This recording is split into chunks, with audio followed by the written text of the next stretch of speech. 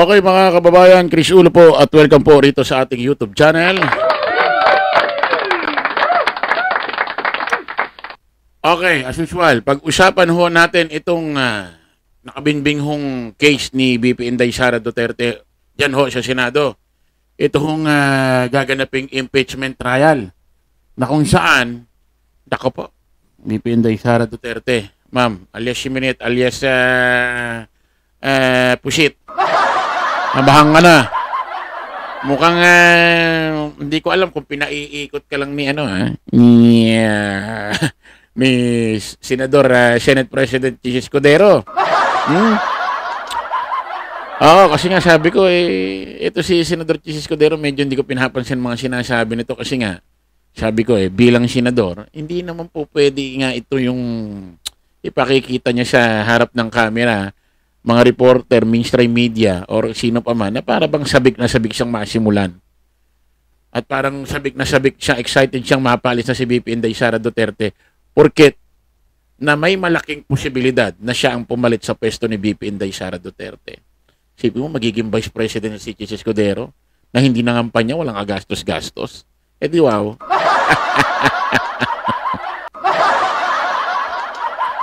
Kaya siyempre, analyze ko, opinion ko dyan. Kailangan, pagka harap si Senador Chis Escudero sa camera, matagal pa namin sisimulan yan. July pa, bago pa magpasko. After Sona pa. Wala akong pakialam sa mga sasabihin dyan. Basta hindi namin pwedeng madaliin yan. Ano gusto nila? Binamadali kami? Siyempre, kailangan rin mga sasabihin niya. Para yung mga nanonood ayos to si Senador Chis Escudero, kahit may possible na, malaki posibilidad na siyang pumalit sa pwesto ni BP Inday Sara Duterte bilang Vice President, parang wala lang sa kanyang pwestong ito. Parang di siya excited, parang di siya kinikilig. Siyempre, kailangan ganon, di ba? Diba? Kumbaga, pero deep inside, exciting! Malapit na kung maging Vice President. Diba?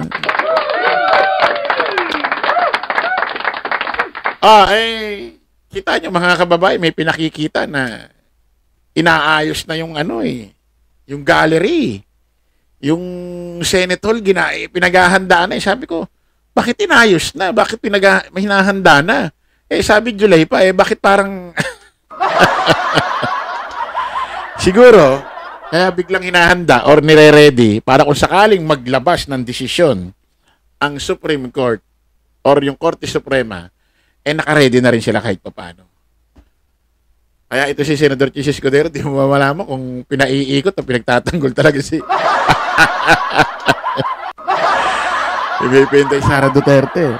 Ito mga kababayan, sabi ko nga, although maraming sinasabi si Senador Chis Escudero, Senate President Chis Escudero, na July pa or after pa ho ng SONA ni Pangulong Bongbong sa July, masisimulan itong impeachment trial ni BP Inday Sara Duterte dahil sa ganito daw ang batas, ganito ganyan. Ako naniniwala ako na mayroong din paraan na naaayon sa batas, hindi illegal. Kasi hindi naman gagawin ito ni Senador Coco Pimentel na susulatan ang kanyang Senate President, si Senador Chis Escudero, na alam niyang labag sa batas. Ibig sabihin may paraan din na hindi illegal, base rin sa batas. May way may paraan kung gugustuhin di ba? Parang ganun Pakinggan nyo mga kababayan itong matitinding sinabi, pahayag ni Senador Coco Pimentel dito ho sa usaping impeachment trial na nakabinbin ho dyan sa Senate. Pakinggan natin Hindi kasi nakonsulta ng mabuti yung body. Kasi sa timing naman ng pag-file. Hindi namin kasalanan yun. Do not blame the Senate on when the articles of impeachment were filed. No?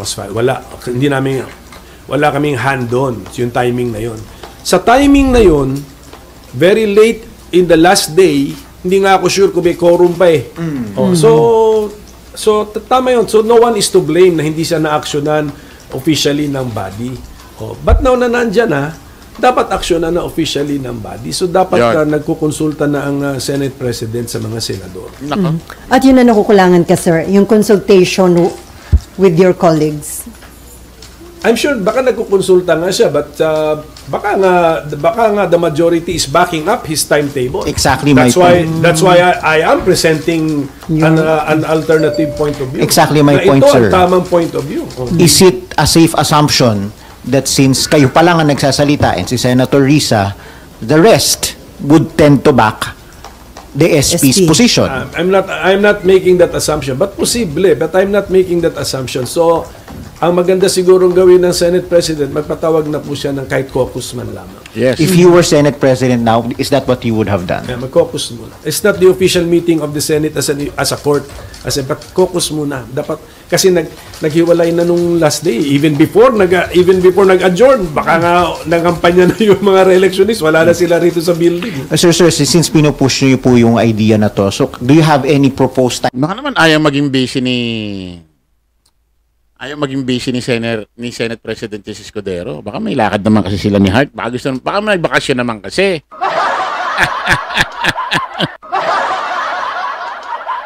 Ay, nakakatawang pakinggan yan biro yan pero pwede mangyari yan kasi naka-break pwede kayang may lakad si Hart at si Senador Jesus Escudero kaya may staycation, mayroong pupuntang ibang bansa. Oy, di ba? Pwede mangyari yan Di ba? Oh. Baka naman meron dit. Alay natin. Timetable, paano hahatiin ng mga senador yung trial at yung kampanya? Kasi Isang tabi ang kampanya. Under the Priority ang impeachment. isn't that a very big Matindi yun, Matindi yun, Isang tabi ang pangangampanya, unahin ang impeachment. May punto may punto kasi may punto Kasi pag in-impeachment trial na agad, ito naman kaalaman na ito, hindi naman para din sa mga senador, para sa taong bayan. Para malaman talaga kung ano ba nangyari dyan sa mga sinasabing po pwedeng nagkaroon ng katiwalian. Nasaan ang mga pera? Diba? Nasaan ang mga pera ng taong bayan, confidential fund na dyan sa OBP or sa DepEd? Isang tabi ang pelikula. Isang tabi ang pangangampanya. Unahin ang impeachment. Tumatakbo ba si Coco Pimentel?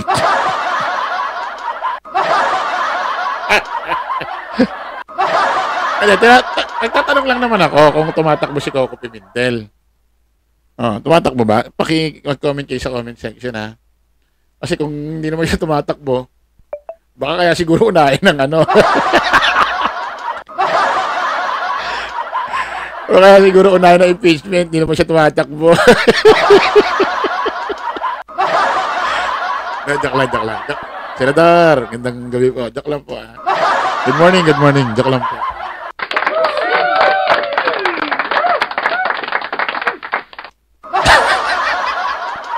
Okay natin.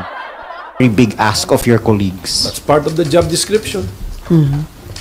So, in your case, sir, you're willing to sacrifice your campaign? Ganun, tignan mo nung nasa abroad ako nung nag-declare ng martial law si President Duterte. 5 hours pa lang ako dun sa bansang may official mission ako 5 hours pa lang. Balik. Sasakripisyo raw ni Coco Pimentel. Tumatakbo yata si Coco Pimentel. Tumatakbo ba? Tumatakbo ba siya? Part of the job description because we have to convene after nag-declare ng martial law. Ganun talaga. So, sir, possible na kung hindi masunod yung sinasabi yung tamang point of view na dapat gawin ng Senate dito sa articles of impeachment against BP Sara, maaaring marami pang petition na ma-file sa Supreme Court?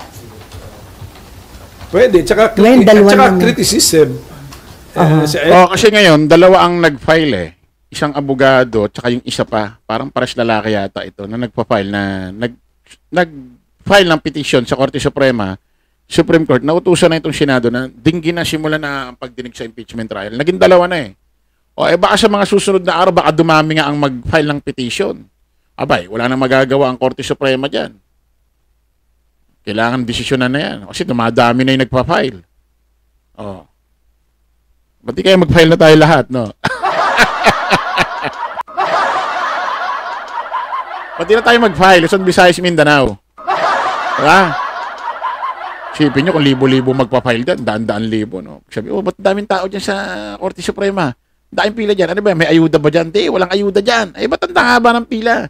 Lahat yan nagpa-file para masimulan na ang impeachment trial ni Pusit. Grabe yun, ano? No? Kasi babalita ng mga TV Patrol, 24 oras, saksi, at TV5. Breaking news. Nako, mga kababayan, andito ho daan-daan libong tao, nakapila ho sa Korte Suprema para hindi humangi ng ayuda, kundi para mag-file ho ng petition para simulan na ho ang impeachment trial sa Senado. Nako, lalong matataranta si BP Inday Sara niya. Anyway, we are really a political body. Talagang sanay na kami sa brickbats and sa criticism. Pero sayang, this is an unnecessary criticism against the Senate. Kasi ginagamit yung forthwith, hindi na sinusunod yung ang mandato ng Constitution. Susunod lang kami ron. Ang dami naming time. Pwede nga ngayong March eh. March. Pwede na mag-start sa March. Pwede pala eh. Pero sir, ang tanong, kasi may 3 petition na ngayon sa SC. Isa for the immediate Ayan, 3 na pala? pag-convene ng Senate as impeachment court. Yung 2, nananawagang i-TRO, pigilan itong impeachment trial kay BP Sara. Okay. Ang tanong, meron bang jurisdiction ang Korte Suprema sa ganitong impeachment issue? Kasi sabi ni Senator, dating Senate President Franklin Drilon, parang hindi pwedeng i-touch ng Supreme Court yung ganitong Hintayin natin yung ng decision ng Supreme Court. Pero meron pa kasing political question eh. Open pa rin yung concept ng political question, although lumiit daw yun under the 1987 Constitution. Nando. Yan, okay mga kababayan ha. Pahayag ho yan ni Senador Coco Pimentel. Update na lang ho tayo. Ako mga kababayan, sa totoo lang ha. Ito nararamdaman ko rin. Nararamdaman ko eh. Kasi kung makikita nyo, hinahanda na ng hinahanda na ng, di ba na may nakita sa balita, hinahanda na ng Senado yung gallery, yung Senate Hall. Siguro, nag-iisip din sila na ang plano nila kahit June or July ang simula, pag nagbababigla ang Korte Suprema ng order na simulan nyo na, importante, naka-ready sila. Sabihin, meron ding sumasagi sa isip na talaga na po pwedeng mangyari na talaga ngayon. Hindi na papaabuti ng June or July. Ako, naniniwala ko hindi na makakarating talaga ng June or July. Ngayong February or March yan, masisimulan na yan. Hindi na papaabuti ng June or July yan kasi marami pang pwedeng mangyari. Nakukuha nyo ibig ko sabihin, marami pang pwedeng mangyari. Maraming salamat po mga kababayan. Kita-kita tayo sa panibagong live, panibagong vlog. Paalam po pa siya mantalangin yung lingkod Dos Crisulo. Lagi natin tatandaan doon, follow the majority, follow the right way. Maraming salamat. Kita-kits po tayo ulit. Bye-bye.